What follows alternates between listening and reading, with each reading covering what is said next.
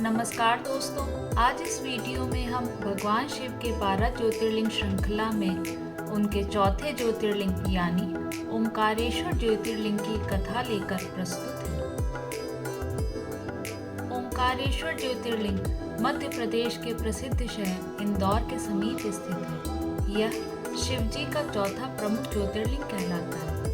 ओमकारेश्वर में ज्योतिर्लिंग के दो रूपों ओमकारेश्वर और ममलेश्वर की पूजा की जाती है। ओमकारेश्वर ज्योतिर्लिंग को शिव महापुराण में परमेश्वर लिंग कहा गया है। यह परमेश्वर लिंग इस तीर्थ में कैसे प्रकट हुआ या इसकी स्थापना कैसे हुई, इस संबंध में शिव पुराण की कथा इस प्रकार से है।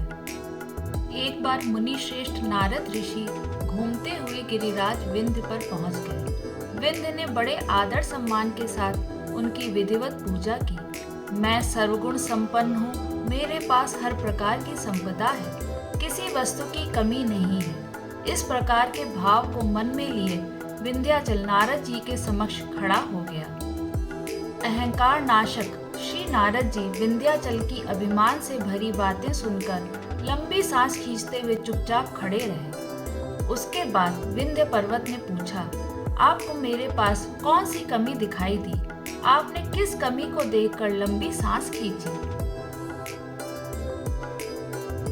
नारद जी ने विंध्याचल को बताया कि तुम्हारे पास सब कुछ है, किंतु मेरु पर्वत तुमसे बहुत ऊंचा है। उस पर्वत के शिखरों का विभाग देवताओं के लोकों तक पहुंचा हुआ है। मुझे लगता है कि तुम्हारे शिखर के भाग वहां तक कभी नहीं पहुंच पाएंगे। इस प्रकार कहकर नारद जी वहां से चले गए।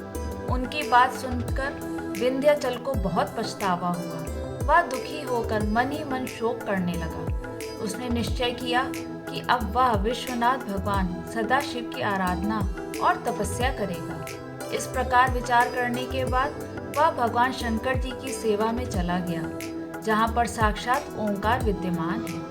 उस स्थान पर पहुंचकर उसने प्रसन्नता और प्रेम पूर्वक शिव की पार्थिव मूर्ति यानी मिट्टी के शिवलिंग बनाई और 6 महीने तक लगातार उसके पूजन में तन्मय रहा। वह शंभु की आराधना पूजा के बाद निरंतर उनके ध्यान में तल्लीन हो गया और अपने स्थान से इधर उधर नहीं हुआ। उसकी कठोर तपस्या को देखकर भगवान शिव उस पर प्रसन्न हो गए। उन्होंने विंध्याचल को अपना दिव्य स्वरूप प्रकट कर दिखाया, जिसका दर्शन बड़े बड़े योगियों के लिए भी अत्यंत दुर्लभ होता है। सदाशिव भगवान प्रसन्नता पूर्वक विंध्याचल से बोले, विंध्य, मैं तुम पर बहुत प्रसन्न हूँ। मैं अपने भक्तों को उनका अभीष्ट वर प्रदान करता हूँ, इसलिए तुम वर मांगो। विंध्य ने कहा, देवेश्वर महेश, यदि आप मुझ पर प्रसन्न हैं, तो हे भक्त वत्सल, हमारे कार्य की सिद्धि करने वाली वह अभीष्ट बुद्धि हमें प्रदान करें।